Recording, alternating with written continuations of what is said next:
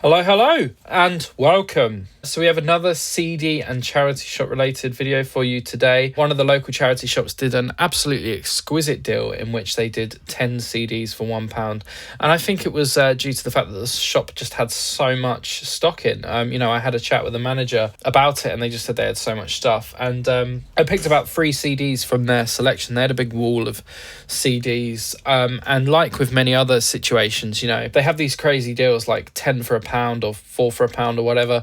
And unfortunately, most of them are just pretty either generic or just not good, So we're talking like hundreds of bloody Dido No Angels and, Robbie Williams-esque Apology, not to mention, the wealth of kind of compilation albums that you're not really interested in. However, I managed to salvage about 3 from their piles. And I did have a chat with the manager. I just said that I'm really passionate about this stuff. I'm a long-time collector and music lover. I love what I do and I'm very passionate about this stuff. I kind of introduced myself, and fortunately he was an absolute diamond, and he did actually let me go out into the back room to explore the huge mountains of CD donations that they'd had. And I spent a long time back there. I spent about 45 minutes or longer just kind of going through everything that they had, and I was very, very picky because I wanted to get 10 CDs exactly so that I didn't kind of breach the conditions of the deal.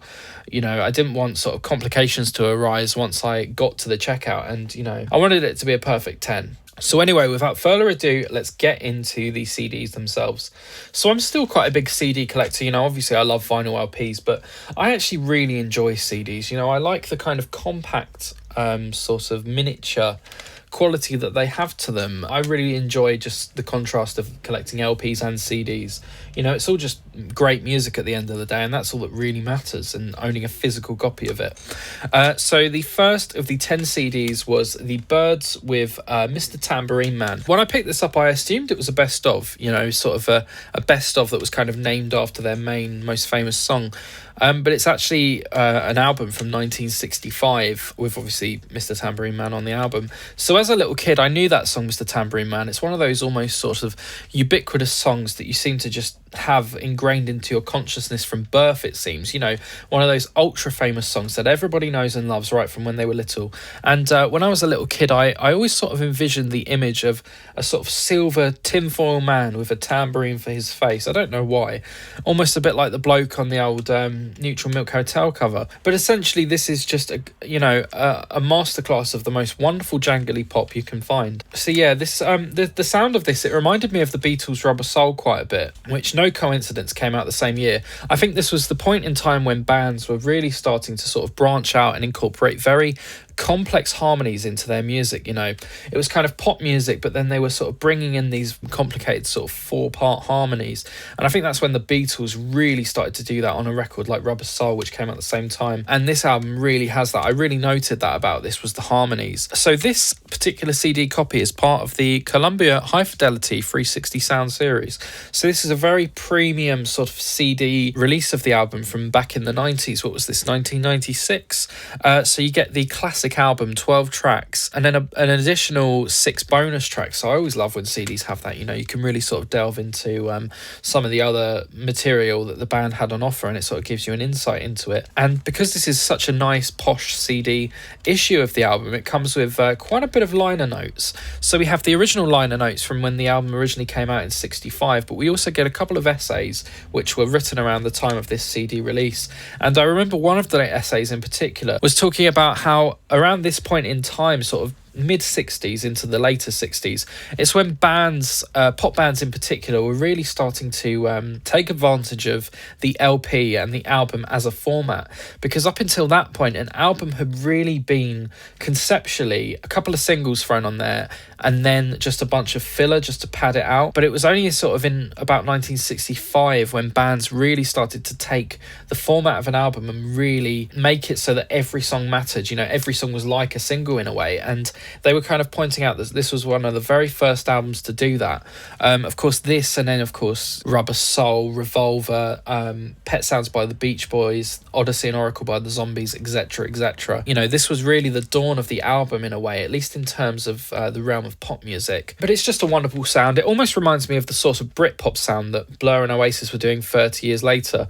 A band that really kind of sound like this, I felt, was the Laws. You know, that band that did just one album in about 1990, you know, 25 years beyond this, reviving this fantastic sound.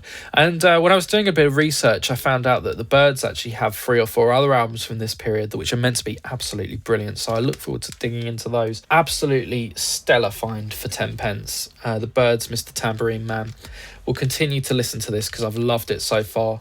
Next up, we have Amy Winehouse with her seminal classic 2006 masterpiece, Back to Black.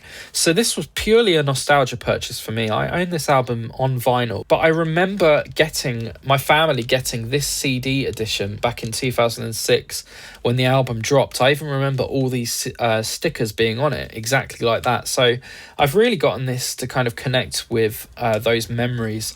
I remember this album was huge at the time, and we had it in the car. My mum had a sort of rusty old BMW, but it was fitted with a really nice, at least to me at the time, a really nice sound system. And I remember back at the time, there was this error that a lot of car CD players commonly had, where the disc would get stuck in the machine. You know, the eject mechanism wouldn't work for whatever reason. So you would have the same CD in the car until you took it to the garage and they tried to get it out of there and fix it. But of all the albums in the world to get stuck in your car, I think Back to Black by Amy Winehouse is a very good one. And as a result of that, these songs are just absolutely ingrained in my memory, you know, every single one. And my brother's as well, you know, this is both mine and his, like, in our top 10 favourite albums of all time. It's just sheer perfection, you know. Amy Winehouse was one of the finest artists of the 21st century, an absolutely stellar talent taken far too soon, and this is her masterpiece, really. I can't pick a favourite song because this album is perfect. And also, another note, this might be a bit of a controversial one, but I actually personally prefer CDs to listen to an entire album than a vinyl record, because with a CD you just put it on, you lay back and the whole album plays out. You don't have to do anything, you know, you don't have to flip the side, so I can really kind of appreciate an album flow without having to sort of do anything. But with a vinyl LP, you obviously have to change it over. So with a record, I actually quite enjoy listening to individual sides. I'll have a listening session and maybe listen to, like, for example, side 4 of one record and then listen to side 2 of another, little slices of music. But if I want to really appreciate a record in its entirety, I look no further than the humble compact disc. So it's wonderful to have this in addition to the vinyl. Next up, I picked up a CD by the 9 Inch Nails. So it's weird, I never really got into the 9 Inch Nails. When I was getting into music as a teenager and getting into all these classic bands, I was told many times about the 9 Inch Nails, and I think I did listen to The Downward Spiral, but for whatever reason their music never quite stuck with me. It wasn't that I consciously didn't like it, I just personally sort of never made it into heavy rotation. But listening to this CD single, it's really kind of made me appreciate them a bit more. This is a 10-track CD maxi single, and it's 55 minutes in length, so longer than most albums actually, and you get all kinds of remixes and whatnot. I think this is from their first album, which was called Pretty Hate Machine, I believe, and it had similar artwork to this. So I found out that the producer known as Flood worked on this album and really incorporated a lot of great sounds to it, and I recognised a lot of those sounds from other brilliant projects that he'd worked on, such as Violator by Depeche Mode and The Joshua Tree by U2, so that really adds a lot to this. And if we're talking about content, this song, Head Like a Hole, is all about corruption and money, especially with regards to religion and politicians. You know, that's all a lot of these things boil down to. You know, these people just want your money. And I think this song is a very relevant song today. I'm not sure if I mentioned, but this was an America-only release. It was only released in the US, so it must have made its way over here to the UK somehow. When I was researching this, I found out that Miley Cyrus had done a cover of this song on the show Black Mirror, so that would be interesting to see. I'm not sure, is Black Mirror one of these sort of stars in their eyes, sort of Strictly Come Dancing type shows, I think, where they cover songs. But really, really cool little find, absolutely, and really enjoying this at the moment. And whilst we're on 9 Inch Nails, I also got in the deal another 9 Inch Nails CD. This is Closer to God. And this was a very kind of aggressive kind of song, I felt. You know, a very dark song about lust and the dark side of human sexuality. A very animalistic song. It reminded me of sort of the sounds that Depeche Mode were producing at the time, kind of mixed with a more dark sort of metal sound.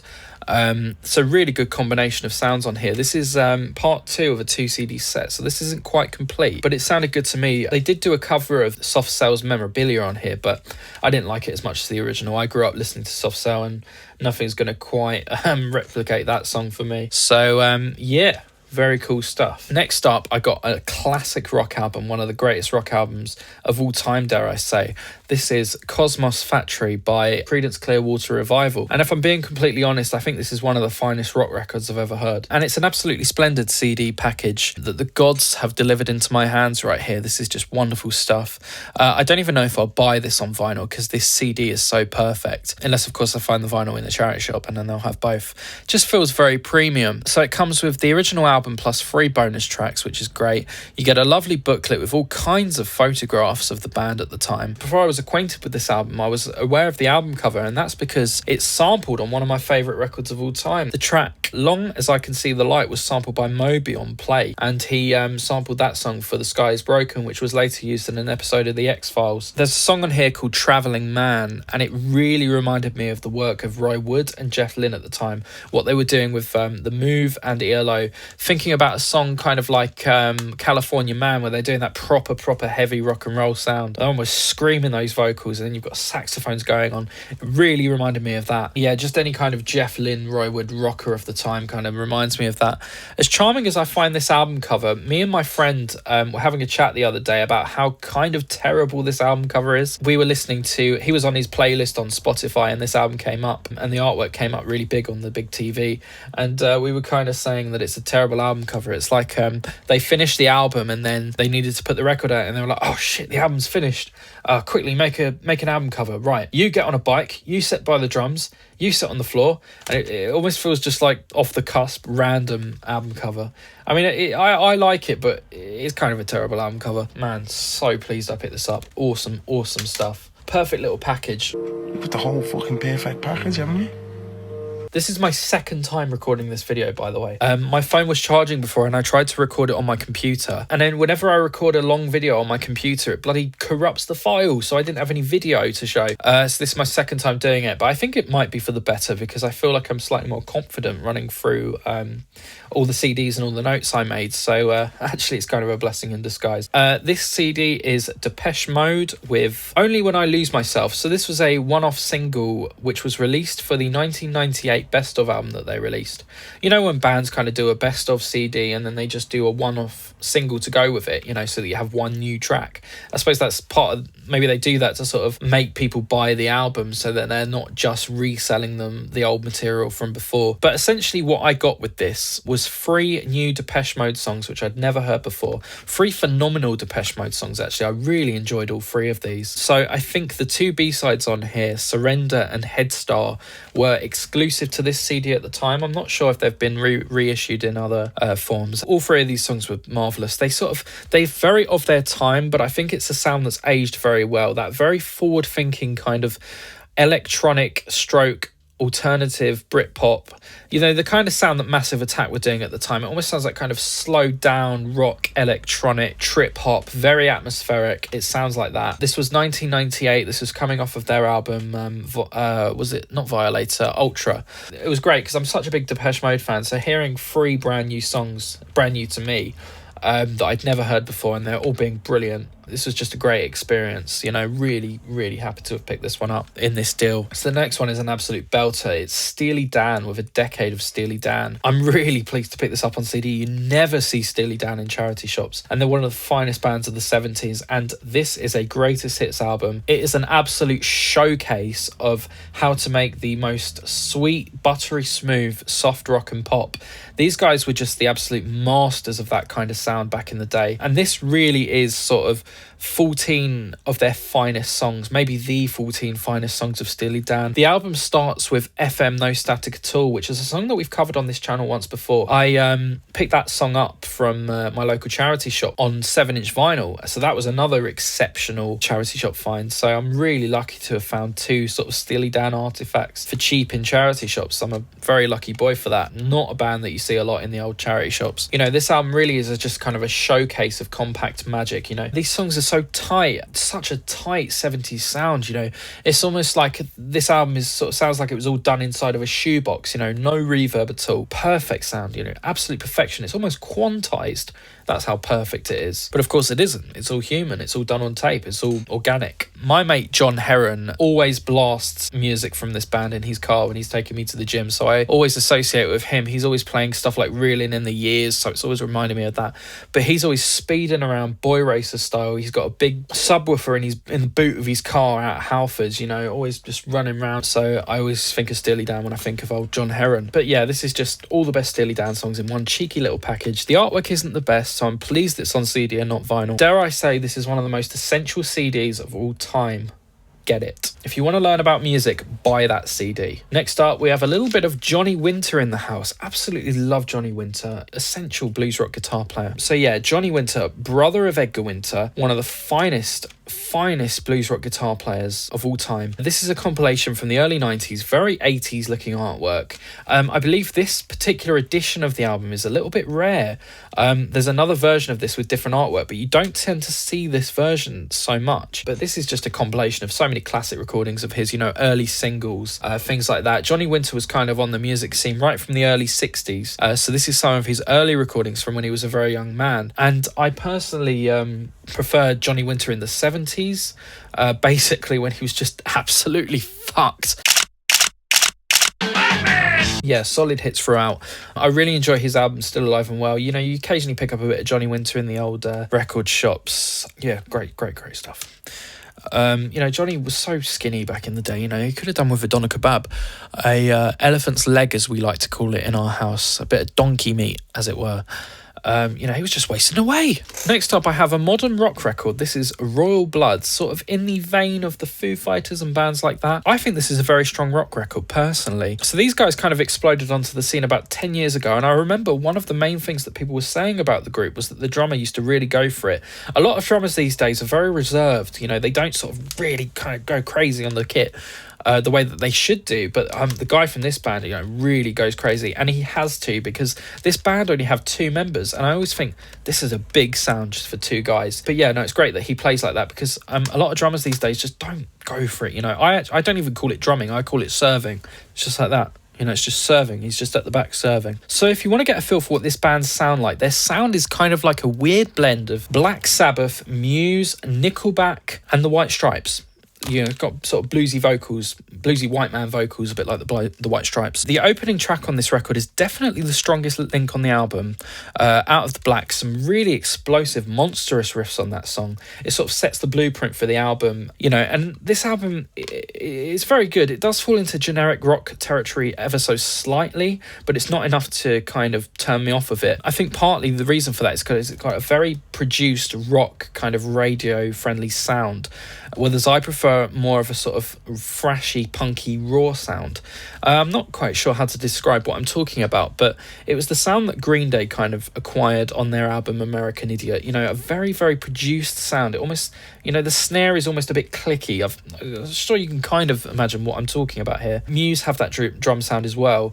It's almost the sound that they want to get so that they can sort of be a bit more commercial, but I would prefer more of a raw sound. So this album can come across as a little bit one-dimensional. I suppose by nature it would do, the fact that the whole album is just 2 instruments essentially, but to be honest, that doesn't really get on my nerves too much. I still think this is a kick-ass rock record, really good purchase, and this was sealed when I got it as well, so really happy with that, not bad at all. And we're going to end the video on an absolute banger. We picked up a copy of The Who with Who's Next. This is the original CD version of this from about 1984, issued by MCA Records. So this is the first time the album would have been put on the CD, having originally been released in 1971. And the curious thing about this is that I already own a copy of this on CD. I have the 1995 CD edition of this album, which was an entire remaster, whereas this uses the original master. So yeah, it's quite cool to have both and compare. The artwork looks pretty similar. It's a little bit more saturated on the original, a little bit more crispy on the new one. The 1995 edition has some bonus tracks as well. So I think it's just cool to have both. I don't mind having multiple editions of one album if it's something that's really cool, such as The Who. So of course this album starts with the iconic Barbara O'Reilly, which contains a Terry Riley inspired sort of synth part, you know, that really iconic that was created in Pete Townshend's sort of basement studio, and it was such a unique synth sound that they could never ever get back to that sound. So it's just as well that it was recorded. It was one of those very spontaneous, in the moment kind of things that could never ever be recreated, you know, just a moment in time that you could never get back to, which is a really wonderful thing. You kind of get a sense of that when you play around with synthesizers, you know, especially the sort of analog ones that can't save presets. You know, you get into these kind of sound territories which are fantastic, but you have to capture them because you'll never get back to them. And then we get a great track which I find quite ironic. This song is called Bargain, which is very ironic because that's exactly what this video is all about, a bargain. So I never realised it before, but this album cover consists of the band doing a wee-wee on a big bit of bloody concrete in a pile of old shit. And it's showing the band kind of walking off having done the wee-wee, pulling their trousers up. All of them, except for Pete Townsend, funnily enough. So these guys really, you know, this album and this band really were the dog's bollocks of their time. I saw someone in the vinyl community recently saying that they were better than the bloody Stones and the Beatles together, and it's difficult to argue with that because I mean they're the Who, they're like the best. You know, I basically base some of my drumming off of Keith Moon. You know, Keith Moon is just a wild drummer, and if you've really got to have a wild drummer in your band if you want to have a proper band, you can't have a boring drummer, otherwise you know you ain't going to get the crowd rocking. You know, you got to really fucking go a bit crazy, which he did. You know, he fucking blew his drum kit up 100 times, so he's got to be a bit wild, you know, to ever, and that's really what added a lot to this band. So yeah, this album was originally going to be another rock opera for The Who, but for whatever reason that kind of fell through and didn't come together, so they just reused some of those ideas for this LP. But I gotta say, it's still one of the greatest LPs of all time. I mean, that's not a big statement. Yeah, of course it is. So there you have it. 10 amazing compact discs for £1 humble pound, one squiddly did, one smackaroon, one sound pound, and you can't argue with that kind of value in today's climate. Just absolutely ridiculous value. 10 pence for all these amazing CDs packed with amazing music. Just really brings a tear to my eye how brilliant of a deal this is. Just had to make a video about it. As soon as I acquired these, I thought, I'm going on YouTube and I'm doing a video. And I've had so much fun kind of compiling all the notes for this video and listening to these, just laying on my bed with my compact disc player and just listening to these amazing CDs. It's been a brilliant video to do. So thank you so much for watching. Leave me a little comment below and I'll talk to you. That would be really great if some of you can do that, and give the channel a subscribe if you feel inclined to do so. Thank you so much. Goodbye.